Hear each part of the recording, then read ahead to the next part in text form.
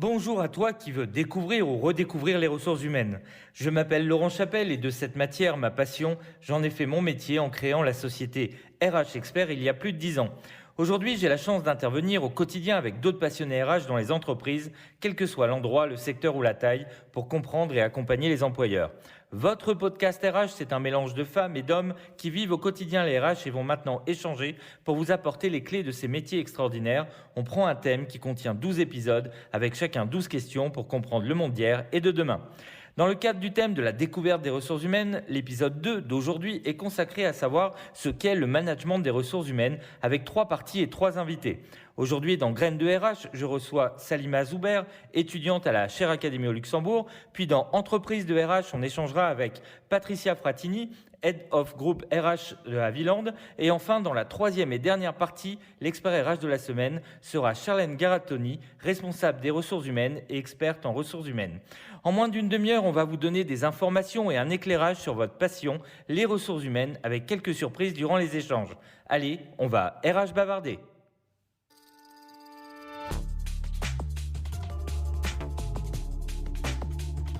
Graines des RH par RH Expert.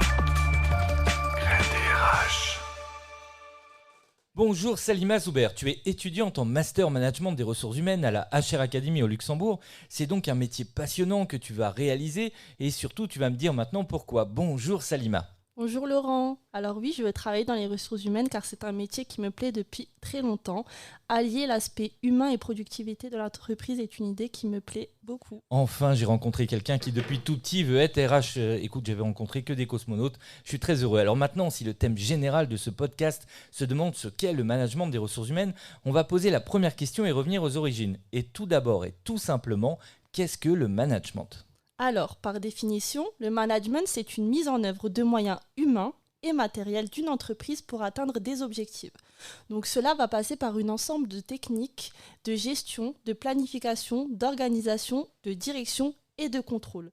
Il s'agit d'accomplir les tâches nécessaires avec d'autres personnes et par leur intermédiaire afin d'atteindre des objectifs précis de l'entreprise. Donc si j'ai bien compris, le management, c'est à la fois un art et une science. Alors tout à fait, un bon système de management est la colonne vertébrale d'une entreprise performante. Les dirigeants d'entreprise sont obligés de mettre en place des stratégies de gestion efficaces s'ils veulent développer et accroître les activités de leur entreprise. Mais je crois que tu voulais finir par une citation, je t'écoute. Tout à fait, de Ghislain Deslandes. Donc le management n'est pas un manuel de sens commun général, c'est un ensemble de questions humaines, complexes et plurielles. Alors on a parlé du management, ma deuxième question elle va être simple. C'est quoi pour toi les ressources humaines ? Alors, les ressources humaines par définition est indispensable au bon fonctionnement d'une entreprise. Ça c'est bon de l'entendre, t'as dit que c'était indispensable au bon fonctionnement d'une entreprise, one point je le garde, Okay. Je te laisse continuer. Les ressources humaines ont un rôle déterminant dans l'harmonisation des relations entre les salariés et les chefs d'entreprise. Pour pouvoir fonctionner de façon optimale, une entreprise a nécessairement besoin d'un capital humain qui doit être adapté en nombre par rapport aux tâches à accomplir, mais aussi performant et impliqué dans l'entreprise. Apporter à une entreprise de capital humain réunissant ses qualités et la fonction première des ressources humaines. Donc on distingue dans ce domaine 4 grandes fonctions. 4 grandes fonctions dans les ressources humaines, j'ai hâte de les entendre, vas-y dis-moi. Alors, tout d'abord le recrutement des salariés, ensuite la rémunération des employés, ensuite la gestion prévisionnelle des emplois et compétences, et enfin l'amélioration des conditions de travail. C'est un vaste domaine, donc si j'ai bien compris, les ressources humaines, ça va permettre d'augmenter la productivité d'une entreprise. Tout à fait. Donc c'est un poste clé où les missions sont variées. Redis-le juste pour voir, c'est un poste clé, ça me fait toujours plaisir. Donc l'aspect humain est important également dans le management des ressources humaines où il faut échanger avec les salariés, les accompagner parfois dans leur évolution de carrière, dans leur projet professionnel. C'est un métier innovant où il ne faut pas avoir peur du changement. Alors on a parlé du changement, on a parlé des ressources humaines. Ma troisième question, elle va donc être très simple. C'est quoi les missions des ressources humaines ? Donc les RH ont différentes missions selon les services. Les principales sont les suivantes. On distingue le recrutement des salariés, les ressources humaines avec la mise en place des actions pour trouver un bon candidat. Alors je t'arrête tout de suite, c'est quoi un bon candidat exactement ? Un bon candidat suppose correspondre au présent, mais aussi les faciliter. Qu'il aura à s'adapter, parce que c'est ça aujourd'hui le défi, c'est d'avoir l'agilité au sein des entreprises. Alors le deuxième maintenant, la deuxième mission qu'on peut retrouver, ça serait quoi ? Le payroll. Avec la rémunération du personnel, la GRH englobe tant le service paye que la motivation par le salaire. Donc c'est vrai, alors, depuis le temps qu'on le dit, le salaire est aussi motivant. Tout à fait. Le management doit comprendre et être le juste équilibre entre le coût engendré pour l'entreprise et la motivation nécessaire aux salariés. Si l'entreprise était un monde de justice, ça se saurait. Alors maintenant, tu nous as parlé tout à l'heure de la gestion prévisionnelle des emplois et des compétences. On parle souvent de points stratégiques au cœur de l'entreprise. C'est quoi exactement la GPEC ? C'est la gestion prévisionnelle des emplois et compétences. C'est un véritable point stratégique au cœur de l'entreprise. La GRH doit prévoir et adapter capital humain selon les besoins de l'entreprise afin de la rendre performante et réactive dans son environnement toujours plus fluctuant et instable. Alors, si j'ai bien compris, le dernier thème, c'est l'amélioration des conditions de travail. Les RH sont vraiment là pour améliorer les conditions de travail des salariés. Oui, tout à fait. Un bon management va au-delà de la simple prévention de l'absentéisme dû aux accidents et maladies pour améliorer la productivité et la performance de l'entreprise, en prenant en compte la psychologie, de par la prise en compte de la motivation et du stress de son capital humain. Alors on a parlé de management, de ressources humaines, des missions, mais tout ça c'est pourquoi ? C'est quoi les objectifs de la gestion des ressources humaines ? Alors, pour réussir, une entreprise doit gérer efficacement ses ressources. Il appartient donc au service des ressources humaines de trouver, protéger, guider et développer les collaborateurs dont les talents et les ambitions doivent répondre aux besoins et aux objectifs de l'entreprise. C'est même plus un poste clé, c'est un couteau suisse si je t'écoute.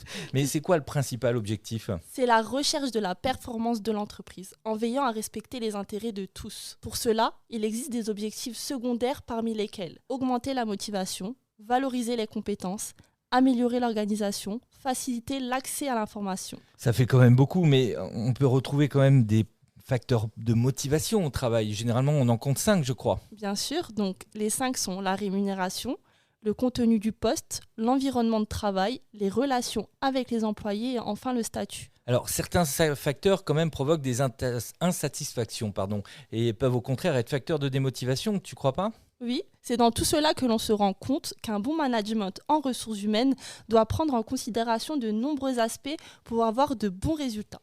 Donc c'est un véritable outil du management. La communication interne permet, au-delà de la diffusion de l'information au sein de l'entreprise, un sentiment d'appartenance. Donc une anticipation des conflits ainsi qu'une meilleure gestion des situations de crise. Quel monde idéal, j'ai hâte d'y être. Eh bien, merci beaucoup Salima Zoubert. On va maintenant rentrer dans la deuxième partie et accueillir notre deuxième invité. Tu restes avec nous ? Oui, bien sûr, avec plaisir. Et j'ai hâte d'écouter la suite.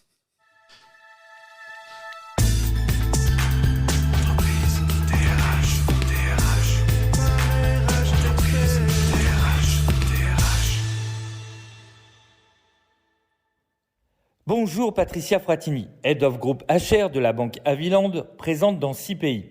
Je sais que tu es une passionnée des ressources humaines. Alors d'où vient cette passion ? Mais aussi, si tu devais nous présenter ta banque en 2 phrases, cela serait quoi ? Bonjour Patricia. Bonjour Laurent, merci de m'avoir invité. Cela fait 11 ans que je travaille pour Banque Aviland, dont l'actionnaire est une famille privée qui a une grande expérience dans le secteur des finances et investissements et dont le souhait en 2009 était de créer leur propre banque. Mon métier me passionne et plus les années passent et plus j'ai envie de te dire que je prends énormément de plaisir dans ce que je réalise. Alors justement, on va parler de plaisir et après avoir défini quelles étaient les missions du management des RH, nous allons voir ensemble dans cette 5e question quelles sont les prémices de celui-ci pour ensuite parler de son évolution jusqu'à aujourd'hui. Alors ma question elle est simple, le management des ressources humaines a-t-il toujours existé ? Je dirais non, car historiquement, la gestion des ressources humaines a demandé du management à partir des années 1800 dans les pays qui se sont industrialisés, avec une main-d'œuvre qui se sédentarise dans les villes et n'exerce plus qu'une seule activité. Justement, on parlait de la naissance de ces grandes entreprises dans la fin des années 1800, comme celle des compagnies de chemin de fer. Je crois qu'en France, elle comptait plus de 130 000 employés en 1864, date du droit de grève. Qu'est-ce que tu connais comme d'autres grandes dates, justement, constitutifs du management des ressources humaines ? Je dirais, on a vu apparaître le 27 décembre 1890 le contrat de travail, et après avoir vu en 1910 venir le Code du travail, enfin, le régime des conventions collectives voit le jour en 1919. Même année où, par exemple, les premiers votes pour les délégués du personnel arrivent dans d'autres pays comme au Luxembourg. Au Luxembourg, où d'ailleurs en 1919, on a donné le droit de vote aux femmes. Alors, quand on parle de management, est-ce que c'était exactement le même management des ressources humaines qu'aujourd'hui ? Je dirais non. Maintenant, quand on parle de management, cela se cantonnait surtout à l'administratif. Et c'est là qu'on voit le parcours de mon métier jusqu'à ce que je peux en faire aujourd'hui, connecté aux femmes et aux hommes, pour travailler aussi sur le lien social, si distendu par la Covid, mais aussi si passionnant en réinventer au quotidien. Alors, on est à mi-parcours de ce podcast et justement, maintenant, j'ai besoin de savoir pour toi ce que veut dire le management des ressources humaines aujourd'hui, en 2021. Le champ des disciplines que l'équipe des ressources humaines s'attend à élargir est en constante expansion. Du marketing des ressources humaines, de la gestion du changement, au développement des compétences, au loisir sur la liberté de choisir son avenir professionnel, et même à la responsabilité sociale des entreprises. La fameuse RSE dont tout le monde parle. Alors, si j'ai bien compris, on est encore en train d'en rajouter dans la fonction RH, dans ce management des ressources humaines. On lui en rajoute toujours et encore. Bien évidemment, on va étendre son spectre. En même temps, il maintient la fonction souveraine de recrutement, de rémunération et de respect de toutes les obligations légales, individuelles ou collectives. Donc, si j'ai bien compris, le management des ressources humaines continue à évoluer. Certes, Laurent, il évolue. Il voit ses frontières internes et externes devenir de plus en plus entremêlées. Il est amené à partager des activités en interne avec les managers ou de plus en plus les collaborateurs eux-mêmes et en externe sur les territoires avec l'ensemble des acteurs de l'entreprise. Le management évolue au sens du langage parlé, c'est-à-dire qu'il a de plus en plus à veiller au bon climat social, au bien-être et au plaisir au travail. Au-delà des effets de mode, il s'agit là de véritables ruptures qui nécessitent des postures et des compétences nouvelles pour les équipes RH. Alors, pour cette 7e question, en 2021, on parle de stratégie, on parle de stratège. Même certains affirment qu'il faut être stratège pour mener à bien un management RH. Alors, quel est ton avis par rapport à ça ? Je dirais que le management RH s'est développé dans la stratégie d'entreprise ces dernières années. Plus qu'une seule fonction fonctionnelle, comme l'a indiqué Igor Antsov, on en vient au temps de la stratégie RH où le management des ressources humaines apporte une gestion prévisionnelle des compétences avec un but à atteindre permettant de former et de recruter pour les compétences de demain. Donc, si j'ai bien compris, on va plus parler de développement personnel, c'est bien ça ? Le management stratégique vise enfin à promouvoir le développement et l'accomplissement général des employés dans le but d'accroître la compétitivité globale de la structure. Aujourd'hui, j'arrive à englober tout ce qui a trait au cycle de vie d'un salarié au sein de notre entreprise, en partant du recrutement de ce dernier jusqu'à son départ, tout en étant vigilante sur les valeurs qui nous lient. Alors, 8e et dernière question en ce qui te concerne, dans ton entreprise, est-ce que le management des RH est indispensable ou important ? Et je parle même d'un point de vue général. C'est indispensable ou pas ? Dis-moi. Alors je pense qu'aujourd'hui, il est plus qu'indispensable pour créer une bonne ambiance de travail et accroître la productivité de votre entreprise. Le management des RH est essentiel, Laurent, et important. En effet, un salarié satisfait de ses conditions de travail s'investira davantage dans sa mission professionnelle. Alors, c'est juste un constat personnel ou tu vois que c'est une tendance lourde ? C'est un constat personnel parce que je le vis au jour le jour, mais aussi, selon les études menées dans de nombreux pays, la satisfaction du travail repose majoritairement de l'équité et de la confiance pratiquée dans l'entreprise, ainsi que de la reconnaissance du travail. Je dirais ainsi que 80% des salariés estiment que les conditions de travail sont un critère prépondérant et ont besoin que l'entreprise leur fasse confiance. La confiance, donc si j'ai bien compris, une des évolutions, un des mots qui revient de plus en plus aujourd'hui, c'est cette fameuse confiance. Ça serait ça l'ADN du lien social ? Cette période où la confiance a été l'élément primordial pour maintenir le lien social distendu par le télétravail. L'importance du monde du management, le contenu des missions et l'équilibre entre vie professionnelle et vie privée sont des critères qui sont tellement importants et qui méritent d'être affichés, mais surtout défendus. Le management des ressources humaines est complexe, diversifié. C'est ce que fait tout son intérêt et j'encourage tous ceux qui sont intéressés par le contact, les compétences et l'accompagnement de l'humain à découvrir ce métier si exceptionnel. En tout cas, rien qu'en t'entendant, ça donne envie de faire ce métier. Merci beaucoup, Patricia Fratini, Head of Group HR de la Banque Orviland. Merci encore d'avoir partagé avec nous ta passion et ton métier. Tu reviens quand tu veux. Merci de m'avoir invité, Laurent. Au revoir. Alors, on va maintenant entrer dans la troisième partie et accueillir notre dernier invité.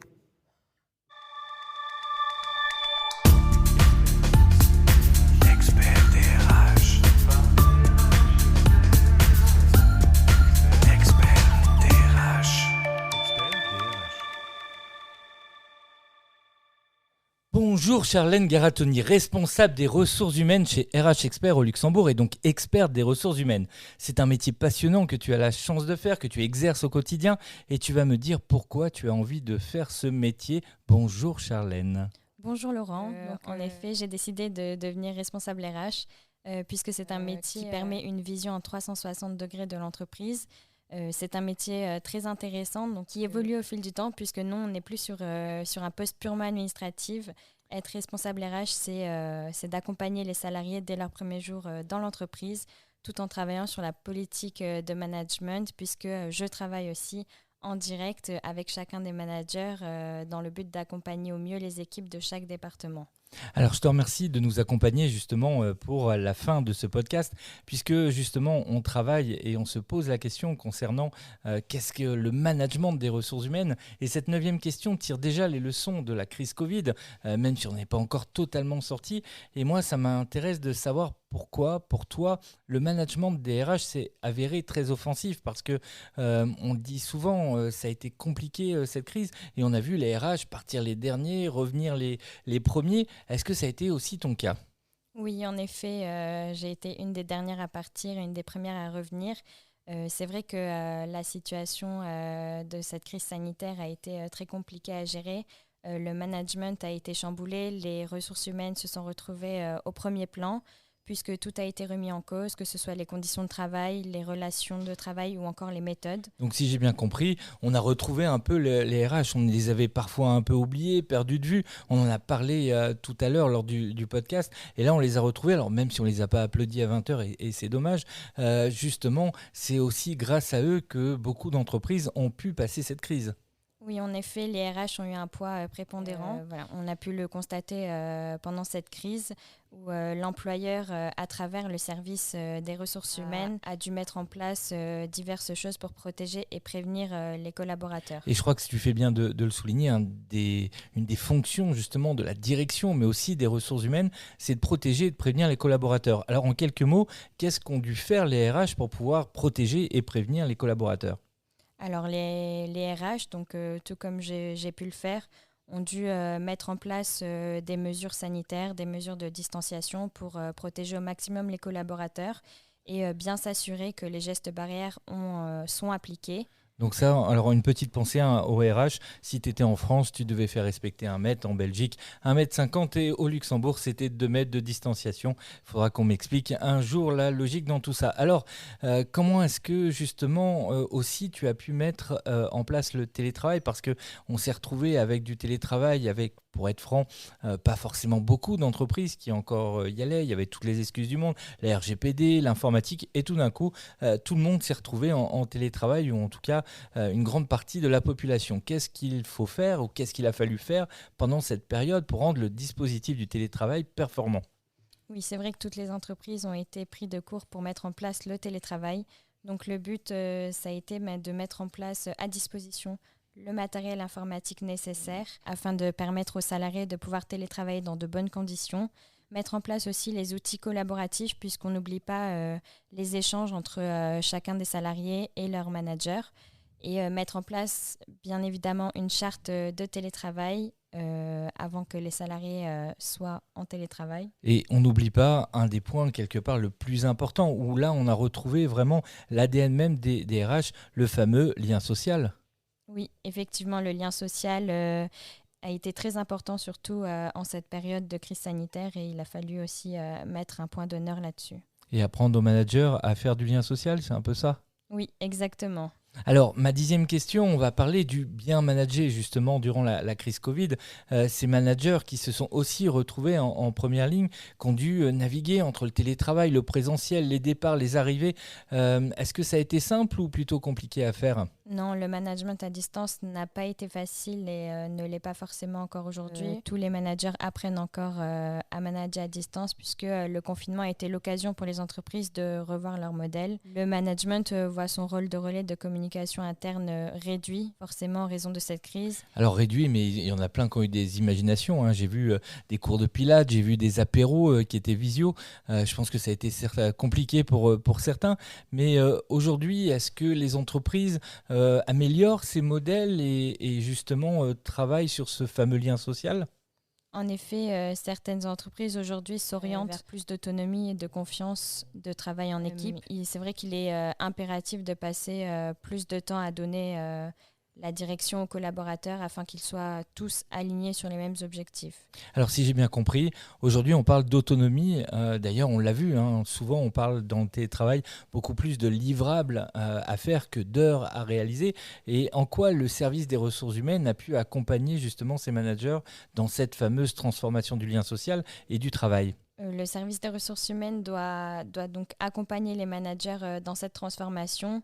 Et justement, en discutant, en leur donnant des conseils, comment s'est passé le lien ? En les voyant peut-être tous les jours, en faisant peut-être une formation, quel type de conseils tu pourrais donner par rapport à ça ? Le but a été déjà de former les managers sur le management à distance. Ensuite, leur donner des conseils, les accompagner aussi tous les jours dans l'accompagnement de leurs équipes à distance. Donc le management se doit d'être encore plus attentif aux équipes, en raison des conséquences en termes d'organisation qu'a pu engendrer cette crise. Alors justement, on va continuer dans cette 11e question sur cette histoire de management au niveau des ressources humaines. Quelle évolution est selon toi nécessaire dans l'action RH des managers et pourquoi je pose cette question ? Souvent dans les managers, on dit que c'est eux les premiers RH, c'est aussi des relais de la fonction RH et quelque part, il y a eu une transformation. Donc, quelle est l'évolution que les managers doivent avoir aujourd'hui et demain dans leur action RH ? La crise sanitaire a entraîné une évolution des priorités organisationnelles, mais également aussi des missions RH pour les années à venir. Le management aujourd'hui a été transformé puisqu'il faut être vraiment attentif à son équipe. Les managers ont appris à s'organiser d'une autre manière et le télétravail en soi provoque aussi de nombreux points de vigilance. Alors les points de vigilance justement dont on parle, on s'est aperçu qu'il n'y avait pas que des avantages au télétravail. Et c'est quoi un peu les risques qu'on a pu observer selon les études ou peut-être aussi ta propre expérience ?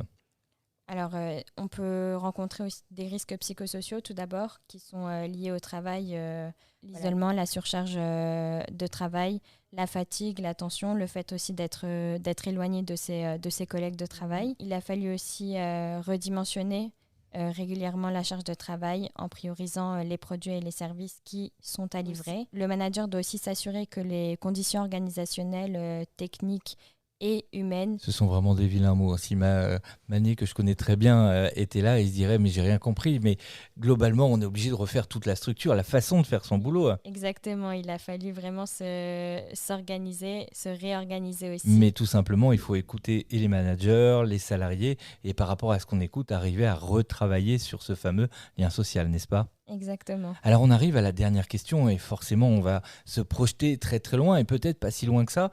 J'ai une question toute simple. Est-ce que pour toi c'est l'avatar du DRH qui managera des avatars de ressources humaines et artificielles dans le futur ? Parce que quelque part si on regarde, tu l'as dit toi-même, hein, la fonction de DRH est obligée de se réinventer en permanence.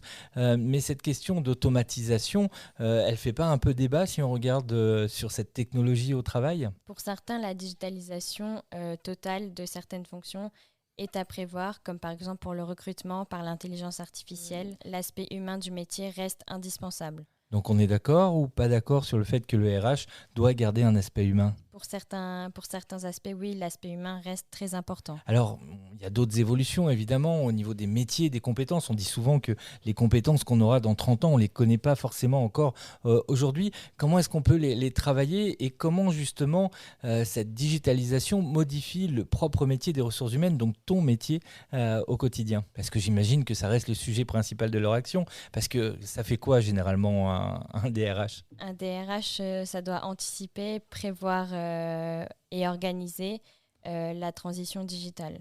Donc ça fait partie justement des nouveautés, c'est-à-dire qu'on les a vus faire la paye, on les a vus faire les contrats de travail, on les a vus communiquer, on les a vus travailler sur la marque employeur. Et maintenant, on va parler de transition digitale. Ça fait pas un peu beaucoup? Tes journées doivent être bien chargées, j'imagine. Oui, c'est vrai on doit avoir beaucoup de temps parce que quand on voit les heures des RH, c'est pas forcément simple. Je vais revenir un peu peut-être sur le management. Si j'ai bien compris, dans tout ce que tu nous as dit, les méthodes de management, ils continuent de se renouveler aussi. Le management doit évoluer et c'est vrai qu'on ne doit pas tomber dans un appauvrissement de la pensée managériale en restant cantonné dans des idées bien faites. Le but, c'est de s'adapter au futur car ça pourrait entraîner de graves conséquences sur la fonction. Ça serait s'il y avait des managers conservateurs, ça n'existe pas ça dans la vraie vie. Mais par rapport à un robot, c'est quoi les questions à se poser aujourd'hui? Les questions à se poser, ce serait est-ce qu'un robot peut recruter une personne? Est-ce que le robot ne serait-il pas créé à l'image de son concepteur? Est-ce que le concepteur détient la vérité? On n'est pas loin de la philosophie et de la psychologie, j'en connais qui vont adorer. Alors justement, ta conclusion par rapport à tout ça, ça serait quoi? Ma conclusion serait qu'aujourd'hui, on vient à se questionner, à savoir si le management des RH digital est une bonne idée, car après tout, l'homme a forcément besoin de contact, de communiquer et de sentir que son travail ne sera pas vain, tout en évoluant à l'ère du temps. Eh bien, écoute, c'est une très belle phrase pour la conclusion. Je te remercie beaucoup, Charlène Garatoni, responsable des ressources humaines chez RH Expert Luxembourg. Je pense que ça l'a permis d'en savoir un peu plus ce qu'est le management des ressources humaines et le métier que tu exerces avec passion. Et je t'en remercierai jamais assez pour ça, celui des ressources humaines. Merci beaucoup, Charlène. Merci à vous. En conclusion, j'espère que vous avez apprécié les échanges autant qu'on a eu de plaisir à le faire avec Salima Zouber, Patricia Fratini et Charlène Garatoni pour vous faire partager la passion des ressources humaines. Je vous donne rendez-vous pour votre prochain podcast Experts des RH dans l'épisode 3 consacré aux objectifs des ressources humaines. Je vous laisse maintenant RH bavarder et je vous dis à très bientôt.